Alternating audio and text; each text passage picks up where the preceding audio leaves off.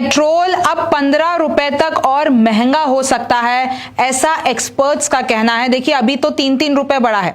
अब आपको पता होगा 48 घंटों में और चुनाव खत्म होने के बाद दूध की कीमतें बढ़ गई हैं, पेट्रोल की बढ़ गई हैं, डीजल की बढ़ गई हैं, सीएनजी की बढ़ गई हैं, सोना महंगा हो गया है।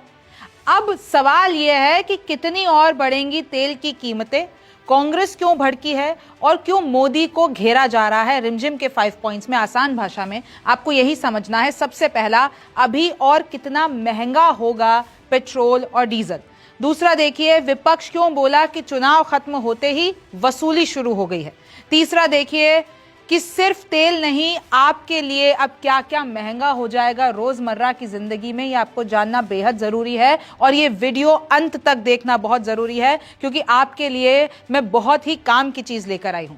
चौथा है, मोदी के एनर्जी लॉकडाउन के पीछे का गणित क्या है, ये आपको आसान भाषा में समझना है। और पांचवा है कि भारत का रुपया कैसे गिरता चला गया और अभी शेयर मार्केट और स्टॉक मार्केट की क्या हालत है। नमस्ते, मेरा नाम रिमझिम जेठानी है और आप मेरा शो रिमझिम के 5 पॉइंट्स देख रहे हैं। ये खबर आपको मिल गई होगी कि पेट्रोल और डीजल 3-3 रुपए महंगे हो गए हैं, नई कीमतें लागू भी हो गई है। अब मैं जल्दी से आपको बता देती हूं कि चेंजेस क्या हुए हैं। देखिए 48 घंटों में पेट्रोल, सोना, दूध, सीएनजी सब महंगा हो गया है। अगर 42 महीनों की बात करती हूं, जो थोक महंगाई है वो सबसे ज्यादा ऊंची है। रुपया अपने सबसे निचले स्तर पर है। गोल्ड की, क्योंकि अभी हाल ही में सरकार ने इंपोर्ट ड्यूटी बढ़ाकर 6% से 15% कर दिया और आपको पता है 2024 में इसी को ही इन्होंने रिवर्स किया था। तो अब क्योंकि इंपोर्ट ड्यूटी बढ़ गई है तो उससे अब फर्क क्या है कि 10 ग्राम जो सोना है जो 9,000 का होता है वो अब 1.60 लाख का हो गया है। 1 किलो चांदी जो है जो 22,000 की थी वो अब लगभग 3 लाख की हो गई है। ये असर आया है। कमर्शियल एलपीजी 19 किलो कितना महंगा कर दिया इन लोगों ने, 993 रुपीज, लगभग 1,000 रुपए, ये महंगा हो गया है। फिर घरेलू एलपीजी अभी मार्च में ही उसके दाम बढ़ाए गए थे, 14 किलो वाले को 60 रुपए महंगा कर दिया गया था। टमाटर 35% महंगा, नारियल 44% महंगा, गोभी 25% महंगी। अब यह कहा जा रहा है 15 रुपए तक, 13 से 14 रुपए और पेट्रोल डीजल की जो कीमतें हैं वो बढ़ सकती है। खाने का तेल जो आप खाना बनाते हैं, कुकिंग ऑयल जिसे कहते हैं, वो 5% महंगा हो सकता है। रोजमर्रा की आपकी जितनी भी चीजें हैं वो 10% महंगी हो सकती है। इसमें दवाइयां भी आ जाती है, इसमें आपका शैम्पू से लेकर सब कुछ आ जाता है। और देखिए सबसे बड़ा जो अपडेट ये है, और ये क्यों हो रहा है, कि ये जो फॉरेन इन्वेस्टर्स हैं, ये जो विदेशी निवेशक हैं, वो हमारे मार्केट से पैसा निकाल रहे हैं। और अभी आंकड़ा सामने आया है कि इन लोगों ने 2 लाख करोड़ रुपए हमारे इंडियन मार्केट से निकाल लिए, अपना प्रॉफिट कमाया और अब वो लोग इंडियन एसेट्स में इन्वेस्ट नहीं कर रहे हैं और अपना पूरा का पूरा पैसा उन्होंने निकाल लिया है। और उसकी वजह से हमको यहाँ पर महंगाई झेलनी पड़ रही है, हॉर्मूज के वजह से, क्योंकि हॉर्मूज वहाँ पर बंद है, ये एनर्जी क्राइसिस चल रही है, उसकी वजह से आपको हमें महंगाई झेलनी पड़ रही है। दिल्ली में अब पेट्रोल 97.77 रुपीस का हो गया है, डीजल 90.67 पर प्रति लीटर की मैं आपको कीमतें बता रही हूँ। कोलकाता जैसे शहरों में तो सब 105, 106 रुपए हो गया है। फिर आप देखिए 4 साल में ऐसी बढ़ोतरी देखी गई है, लास्ट 2022 में देखी गई थी। विपक्ष ने कहा कि ये तो चुनाव के बाद होना ही था, हमने तो कहा ही था कि चुनाव के बाद मोदी सरकार कीमतें बढ़ाएगी और महंगाई जो है अचानक बढ़ जाएगी। कंपनियों को अभी भी 25 से 30 रुपए का प्रति लीटर घाटा हो रहा है और इसलिए एक्सपर्ट्स कह रहे हैं कि भाई 3 रुपए तो बहुत कम बढ़ाया है, इससे इन कंपनियों का, तेल कंपनियों का घाटा नहीं निकलेगा। अगर तेल कंपनियों का घाटा निकालना है तो अभी भी 15 रुपए तक इस पेट्रोल डीजल को बढ़ाना पड़ेगा, क्योंकि अभी जरूरत क्या है, अगर तेल कंपनियां 28 रुपए तक पेट्रोल को और महंगा करेगी, अभी तो 3 रुपए महंगा किया है, अगर पेट्रोल को 28 रुपए महंगा करेगी तब जाके तेल कंपनियों का घाटा बैलेंस होगा, और अगर डीजल को 32 रुपए महंगे करेगी तब जाके उनका जो भी घाटा हो रहा है वो ठीक होगा। भविष्य में ये भी कहा गया है एक्सपर्ट्स के द्वारा कि ये हाइक 20 से 25 रुपए तक जा सकती है। अगर कच्चे तेल की कीमतें $100 प्रति बैरल के पार रही, अभी जो कच्चा तेल है वो लगभग $107 प्रति बैरल देखा गया है। तो अगर ये ऐसी ही रही तो अभी पेट्रोल डीजल की कीमतें 25 रुपए तक बढ़ सकती है, ऐसा इकोनॉमिस्ट कह रहे हैं, ऐसा दावा किया जा रहा है। और देखिए सीएनजी भी 2 रुपए प्रति किलो तक महंगा हो गया है, यानी 1 किलो अब 79 रुपीज 0.09 का मिलेगा। दूध भी 2 रुपए महंगा हो गया है, चाहे वो अमूल हो चाहे वो मदर डेयरी हो। कमर्शियल सिलेंडर 993 महंगा हो गया था और ये पहले ही हो गया था। 2024 चुनाव से पहले केंद्र ने 2 रुपए प्रति लीटर की कटौती की थी और विपक्ष इसी पे कह रहा है कि जब चुनाव आने वाले होते हैं तब तो आप कटौती कर देते हो। सोने में भी मैंने आपको बताया ना, इंपोर्ट ड्यूटी 2024 चुनावों से पहले घटा दी गई थी गोल्ड पे, यानी कि अगर 15% थी तो 6% कर दी गई थी। लेकिन अब जब चुनाव खत्म हो गए हैं तो उसको वापस से जो 6% थी उसको वापस से अब 15% कर दिया गया है। फिर आप देखिए अप्रैल में महंगाई जो है, जो देखी गई अभी मई चल रहा है, अप्रैल में महंगाई जो रिकॉर्ड की गई वो 42 महीनों में सबसे ज्यादा रही है। 42 महीनों में सबसे ज्यादा महंगाई इस वक्त देश की स्थिति ये है। रिटेल महंगाई अप्रैल में बढ़कर 3.48% पर पहुंची। देखिए 2 तरीके की महंगाई होती है, मैं आपको समझा देती हूं। एक तो होती है थोक महंगाई, जिसे होलसेलर यानी एक व्यापारी दूसरे व्यापारी को किस रेट में सामान देता है, अभी वहां पे क्या रेट चल रहा है, उसको कहते हैं थोक महंगाई। एक होती है रिटेल महंगाई। अब जो रिटेल महंगाई होती है यानी कि आपको कितने रुपए में सामान मिल रहा है और कितना, जैसे अब दूध है, अब दूध आपको 2 रुपए महंगा मिलेगा तो वो रिटेल महंगाई होती है। अब पेट्रोल है आपको 3 रुपए महंगा मिलेगा तो वो रिटेल महंगाई होती है। अब जो होलसेल वाली होती है जिसको WPI कहते हैं, जो थोक के भाव में एक व्यापारी दूसरे व्यापारी को सामान देता है, उसको हम थोक महंगाई कहते हैं। तो जो रिटेल महंगाई है वो अप्रैल में बढ़कर 3.48% पर पहुंच गई है और जो थोक महंगाई है वो अप्रैल में 8.30% हो गई है, यानी कि 1 महीने में 2 गुनी हो गई है। तो यानी व्यापारियों को भी अच्छा खासा घाटा यहां पर देखने को मिल रहा है। अब विपक्ष क्या कह रहा है, आप पहले ये देखिए।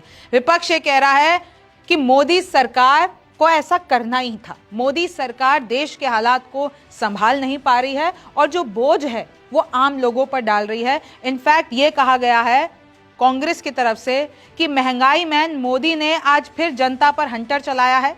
चुनाव खत्म हो गए हैं, मोदी की वसूली शुरू हो गई है। अखिलेश यादव कह रहे हैं आगे बढ़ना है तो साइकिल ही विकल्प है। मैंने तो पहले ही कहा था कि साइकिल ही, यानी उनका जो इलेक्शन साइन है, यानी जो उनका पार्टी सिंबल है साइकिल, तो अखिलेश कह रहे हैं कि अगर भविष्य की देखनी है तो साइकिल पे आना पड़ेगा, यानी समाजवादी पार्टी पे आना पड़ेगा। राहुल गांधी कह रहे हैं मोदी की गलती की कीमत अब जनता चुकाएगी। मोदी ने, और बहुत सारे विपक्ष आरोप लगा रहे हैं कि आपके जितने भी फॉरेन रिलेशन है वो ठीक नहीं है, आपने चुनाव में फ्रीबीज दी, आपने चुनाव में सब कुछ कंट्रोल में रखा और जैसे ही चुनाव खत्म हुए, जैसे ही वोट आपको मिल गए, जैसे ही आपकी सरकार बढ़ गई, आपने ये सब कुछ छोड़ दिया और जनता के लिए महंगाई कर दी। जेरोक ओब्रायन कह रहे हैं टीएमसी के कि वे वही चोट करते हैं जहां सबसे ज्यादा दर्द होता है, पहले वोट ले लेते हैं फिर उसके बाद चोट देते हैं। खड़गे कह रहे हैं आर्थिक संकट की मुख्य वजह सरकार का नेतृत्व संकट है, यानी बीजेपी ही असल संकट है, ऐसा विपक्ष का कहना है। केरल के पिनराई विजयन जो अभी हारे हैं, यानी अब वहां पर आपको पता है कि एलडीएफ जाकर यूडीएफ की सरकार यानी कांग्रेस की सरकार आ गई है। तो केरल के जो एक्स सीएम है पिनराई विजयन, वो ये कह रहे हैं लोगों के साथ एक क्रूर विश्वासघात हुआ है। डीकेएस कर्नाटक के डीके शिव कुमार कह रहे हैं ये मोदी का तोहफा है, देश की हालत दुखद है। अब मैं आपको ये भी बता देती हूं कि ये दाम क्यों बढ़े हैं, जिनको नहीं पता है बहुत सिंपली बता देती हूं। आपको पता है कि इधर ईरान, इजराइल और अमेरिका में जंग शुरू हुई, तारीख थी 28 फरवरी 2026। 28 फरवरी से पहले तकरीबन $70 पर बैरल था कच्चा तेल, अगर मैं फरवरी 1 की बात करती हूं। 28 फरवरी 2026 को जैसे ही जंग शुरू हुई, ईरान ने कहा हम हॉर्मुज बंद कर देते हैं। अब हॉर्मुज से जितने भी ऑयल शिपमेंट्स होते हैं, जितना भी व्यापार होता है, और हॉर्मुज क्योंकि एक समुद्री जो है पूरा का पूरा रूट है, अब क्योंकि हॉर्मुज बंद हो गया, वहां पर ईरान ने नाकेबंदी कर दी, अमेरिका ने नाकेबंदी, अब वहां पर शिप्स अटक गए। अब शिप्स आ नहीं पा रहे हैं तो हम तेल कहां से लेंगे भाई? भारत तो 80% से ज्यादा तेल बाहर से मंगवाता है, यानी कि मिडिल ईस्टर्न कंट्रीज से आता है, अमेरिका से आता है, और हमारा जो 80% जरूरत है भारत की कच्चे तेल की वो बाहर से आती है, हमारे पास तो कुएं तो है नहीं। तो कच्चा तेल जो फरवरी 1 को 70 पर बैरल था डॉलर, वो अब $160 प्रति बैरल हो गया है। आप डिफरेंस देख रहे हैं, और इसी डिफरेंस के कारण भारत में ये महंगाई आ रही है। पूरे विश्व भर में ये जो मैं आपको कह रही हूं ग्लोबल चेन है, कहीं ना कहीं वो डिसरप्ट हो गई है। तेल कंपनियां दबाव में हैं। अगर मैं भारत की तेल कंपनियों की बात करती हूं, हर दिन 1000 करोड़ रुपए का घाटा झेल रही हैं जब से ये सब कुछ हुआ है। Public sector oil marketing companies, जिनको OMCs कहा जाता है, और भारत की कौन कौन सी है मैं आपको बता देती हूं। Indian Oil, Bharat Petroleum, Hindustan Petroleum. इन OMCs का जो घाटा है वो अभी भी 14 रुपए पर लीटर पेट्रोल पर और अभी भी 42 रुपए पर लीटर डीजल पर है। और इस घाटे को बैलेंस करने के लिए अभी ये लोग पेट्रोल और डीजल की प्राइस और बढ़ा सकते हैं। अब देखिए, ऑयल कंपनीज को सिर्फ पेट्रोल डीजल पे थोड़ी ना घाटा हो रहा है, इनको कुकिंग गैस पे भी हो रहा है। जो आप घर में जिस तेल से खाना बनाते हैं उन पे भी घाटा हो रहा है। ये जेट फ्यूल जो होता है, जो ईंधन लगता है विमान उड़ाने के लिए, वहां पर भी घाटा हो रहा है। अभी तो कुछ टाइम पे पहले तो ये जितनी भी एयरलाइंस है उन्होंने कह दिया था कि भाई हमको तो बड़ा नुकसान हो रहा है, क्योंकि जो फ्लाइट उड़ती है उसका 40% जो खर्चा होता है वो सिर्फ ईंधन का होता है। अब ईंधन महंगा हो जाएगा तो कैसे फ्लाइट्स फंक्शन कर पाएंगी जैसे पहले कर रही थी। तो उन्होंने कहा कि हम तो उड़ाएंगे ही नहीं, हम ठप कर देंगे ऑपरेशन, कुछ करो मोदी जी। अब अगर मैं तीनों OMCs को मिला देती हूं, इन सब का मिलाकर 1 लाख करोड़ का घाटा इन लोगों ने सहा है अप्रैल जून के क्वार्टर में। और अगर तेल कंपनियों पर ऐसा ही घाटा रहा तो तेल कंपनियों का ये जो पूरी की पूरी कीमतें हैं पेट्रोल डीजल की, फिर आपकी कुकिंग गैस की, फिर LPG CNG, सब कुछ बढ़ सकता है। हालांकि देखिए, जो है एक्साइज ड्यूटी सरकार ने कम कर दी, लेकिन सरकार के एक्साइज ड्यूटी कम करते ही भाई सरकारी खजाने पर भी तो बोझ आ गया। उनको भी तो जो कहीं ना कहीं उनका बोझ है उनको वो लेना पड़ेगा। हालांकि देखिए, जब से ये जंग शुरू हुई है, अभी तो युद्ध विराम की स्थिति है और कहीं ना कहीं नेगोशिएशन पर पहुंचने की बातें की जा रही है, लेकिन जब से जंग शुरू हुई है तब से पाकिस्तान ने मार सही महंगाई की। इन लोगों ने भी 15 से 20% कीमतें बढ़ा दी पेट्रोल डीजल की। नेपाल, हमारे पड़ोसी हैं ये सब, नेपाल, श्रीलंका, इसमें कीमतें बढ़ी। In fact all over the world हर जगह महंगाई की मार है, क्योंकि शिपमेंट पहुंच ही नहीं रहा है। मेन जो समुद्री मार्ग है वो बंद है। अब आपके लिए सिर्फ पेट्रोल डीजल की कीमतें आप सोच रहे होंगे 3-3 रुपए बढ़ गए तो बहुत कम बात है। मैं आपको बताती हूँ अब क्या क्या महंगा होगा। पेट्रोल डीजल के बढ़ने से, अब तेल की कीमतें बढ़ने से ट्रक और टेम्पो का किराया बढ़ जाएगा। अब जो इन ट्रक और टेम्पो में लद के माल आता है, चाहे वो सब्जियां हो, चाहे वो फल हो, चाहे वो राशन हो, ये सब कुछ महंगे हो जाएंगे, सब में कीमतें बढ़ जाएगी। इनफैक्ट मैं कह रही हूँ, आपके लिए रेस्टोरेंट में जाके खाना खाना, एक टपरी पे चाय पीना, एक शैम्पू खरीदना, ये सब महंगा हो जाएगा। इनफैक्ट अगर मैं किसानों की बात करती हूँ, किसानों का खर्च बढ़ेगा, क्योंकि इन लोगों की खेती की लागत बढ़ जाएगी। आपको पता है, डीजल बढ़ने से, डीजल के प्राइसेस बढ़ने से, अब क्योंकि किसानों के पास जो ट्रैक्टर हैं, जो इनके पास इरिगेशन पंप हैं, जो ये ट्रांसपोर्ट व्हीकल्स हैं, इसमें क्या लगता है, डीजल लगता है। तो अब डीजल लगेगा, अब डीजल की कीमतें बढ़ जाएंगी तो ये लोग भी अपना खर्चा जो है इनका बढ़ जाएगा। बस, ऑटो, डिलीवरी, कैब, सबका किराया बढ़ेगा। आप ये जो ब्लिंकिट करते हैं, जो जोमेटो करते हैं, कोई भी आप एप्लीकेशन इस्तेमाल करते हैं, आप कैब में कहीं जाते हैं, उन सब का किराया अब बढ़ने वाला है। बस, ऑटो, पब्लिक ट्रांसपोर्ट, हर कुछ। अब देखिए, आपको पता है कि मोदी जी ने कुछ वक्त पहले एक अपील की थी कि भैया आपको ऐसा है, ईंधन कम इस्तेमाल करना है, सोना नहीं खरीदना है 1 साल तक, विदेश यात्रा पर जाने से बचना है ताकि हमारा रुपया बचे, बाहर ना जाए, क्योंकि विदेश यात्रा पे आप जाते हैं तो आप हमारा ही रुपया वहां पर जाके दे रहे हैं। सोना खरीदते हैं तो सोना कहाँ से आता है भाई, सोना बाहर से ही हम लोग इंपोर्ट करते हैं ना। तो आपको ये सब कुछ करने से बचना है, ईंधन कम इस्तेमाल करना। और उसका असर आपने देखा कि जितने भी आपने नेताओं को देखा, मंत्रियों को देखा, पब्लिक ट्रांसपोर्ट पे ट्रैवल कर रहे हैं, काफिले अपने घटा दिए हैं। पीएम मोदी ने अपना काफिला घटा दिया, अमित शाह ने घटा दिया, जितने भी मुख्यमंत्री हैं उन्होंने घटा दिया। सब ने अपने काफिले, कोई साइकिल से अपने ऑफिस पहुंच रहा है मंत्री, कोई ब्यूरोक्रेट साइकिल से। तो ये सब कुछ ये आपको पता है कि इस वक्त देश में ये सब कुछ हो रहा है। इनफैक्ट अखिलेश ने इस पे तंज कसा कि मैंने तो पहले ही कहा था कि साइकिल पे सब आ जाओ, यानी कि समाजवादी पार्टी को वोट दो और समाजवादी पार्टी की सत्ता लाओ। खैर, अब इसको कहा गया एक तरीके से एनर्जी लॉकडाउन। अब इसके पीछे भी 8 गणित है। आप समझ रहे हैं कि ये कुछ महीनों की बात हुई है, नहीं, ये जो कहानी है वो 3 साल पहले की है। 3 साल का इतिहास में अगर आपको कुछ नंबर्स बताती हूं तो देखिए, भारत जितना माल भेजता है बाहर, उससे कहीं ज्यादा माल खरीदता है यानी देश में लाता है। अगर मैं आपको अंग्रेजी में बताती हूं, भारत जितना माल एक्सपोर्ट करता है, बाहर भेजता है, उससे कहीं ज्यादा माल इंपोर्ट करता है और इस अंतर को कहा जाता है ट्रेड डेफिसिट। अब जो ये ट्रेड डेफिसिट होता है, तो देखिए हम कच्चा तेल बाहर से मंगाते हैं, 80% से ज्यादा कच्चा तेल हम बाहर से मंगाते हैं, सोना हम बाहर से मंगाते हैं, अगर हम विदेश यात्रा करने जाते हैं तो अपना पैसा वहां जाके फूकते हैं, अगर हम लोग आईफोन खरीद रहे हैं, अगर हम लोग ब्रांड्स, अमेरिकन ब्रांड्स और यूके के ब्रांड्स और चाइनीज ब्रांड्स और ये सब अगर हम शॉपिंग कर रहे हैं, तो भैया वो सारा माल बाहर से ही आ रहा है ना, तभी तो कहते हैं स्वदेशी अपनाओ। तो ये सब कुछ बाहर से आ रहा है, तो ये सब बाहर से आ रहा है, तो हमारा ये जो ट्रेड डेफिसिट है वो बढ़ रहा है, यानी सरकार को ज्यादा पैसा देना पड़ रहा है आपकी जरूरतें पूरी करने के लिए। तो अब अगर मैं आपको आंकड़ों में समझाती हूं, ट्रेड डेफिसिट आपको समझ में आ गया, तो 2013-14 में ये ट्रेड डेफिसिट था $148 बिलियन, 2025-26 में ये होगा $300 बिलियन।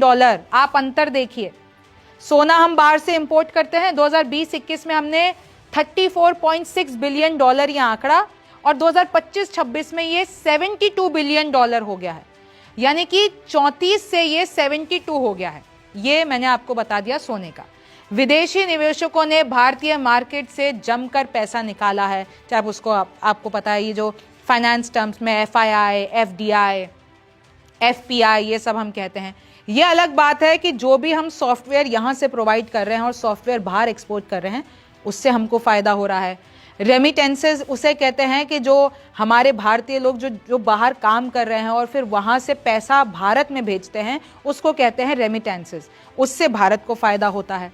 लेकिन जो हमारा डॉलर का ज़खीरा है, उसमें ये दोनों चीज़ें एक तरीके से इनविजिबल्स के तौर पर देखी जाती है, क्योंकि ये वाला जो आंकड़ा है, कहीं ना कहीं जितना जो विदेशी निवेशक बाहर निकाल रहे हैं पैसा या जितना हम इंपोर्ट कर रहे हैं, उसके मुकाबले ये एक तरीके से नेग्लिजिबल आंकड़ा है। हाँ, इनसे हमको फायदा हो रहा है, लेकिन इतना भी नहीं हो रहा है कि हमारा ट्रेड डेफिसिट संभल जाए। फिर आप देखिए, कोविड के बाद से टूरिज्म पर भी असर हुआ है हमारे। फिर उसके बाद आप देखिए, रुपया हमारा लगातार गिरता गया, डॉलर सफर कर रहा है, लेकिन डॉलर के बजाय अब लोग चाइनीज युआन पर ज्यादा ट्रेड करना पसंद कर रहे हैं। यूरो, पाउंड और येन ने अपना जो मामला है वो बैलेंस कर रखा है, लेकिन रुपया 10 बड़ी करेंसीज में सबसे निचले स्तर पर है। जो सबसे ज्यादा डाउनफॉल हुआ है वो रुपए का हुआ है। और देखिए, अब तो आंकड़ों में भी उलझन हो रही है। कोई कह रहा है कि भारत के पास सिर्फ 18 दिन का ही तेल बचा है, कोई कह रहा है कि हमारे पास 60 दिन का स्टॉक है। अभी तक इस पे क्लैरिटी नहीं है। और अगर मैं स्टॉक मार्केट की बात करती हूं, ₹16.77 lakh crore gone. Stock market crash over 4 day leaves investors, यानी इतना पैसा स्टॉक मार्केट से गायब हो गया। फिर मैं आपको बताती हूं, फाइनेंशियल टाइम्स की रिपोर्ट है, investors dump Indian assets at energy shock sends rupee sliding. जैसे ही रुपया गिर रहा है, हॉर्मूज क्राइसिस चल रही है, इसके बीच विदेशी निवेशकों ने भारत के एसेट्स में निवेश करना बंद कर दिया। जब जब विदेशी निवेश करते हैं, तब तब हमारा जो शेयर मार्केट है, स्टॉक मार्केट है, ट्रेड डेफिसिट है, वो थोड़ा बेहतर होता है। लेकिन जब जब ये लोग पैसा निकालते हैं तो हमारे मार्केट को बहुत नुकसान होता है, यानी कि विदेशी निवेशकों को भारत में अब भरोसा नहीं है। इसका मतलब ये माना जाता है। Rupee hits fresh record low. Why the Indian currency breached 96 against US dollar. अभी रुपया अपने सबसे निचले स्तर पे है, 96। एक US डॉलर मतलब 96 रुपीस। और अब आप देखिए रॉयटर्स की ये खबर, Indian shares post worst drop in 6 weeks, $115 billion wiped out. यानी ये जो मिडिल ईस्ट का मामला चल रहा है, उससे हमारे स्टॉक मार्केट से बिलियंस में पैसा उड़ गया है। अब यही सारी चीजें हैं जो आपके और मेरे लिए महंगाई को बढ़ा रही है। अब इसको सेटल करने के लिए सरकार क्या करती है, आप इसके बारे में क्या सोचते हैं, मुझे कमेंट सेक्शन में जरूर बताइए। मेरा नाम रिमझिम जेठानी है, आपसे फिर मुलाकात होगी।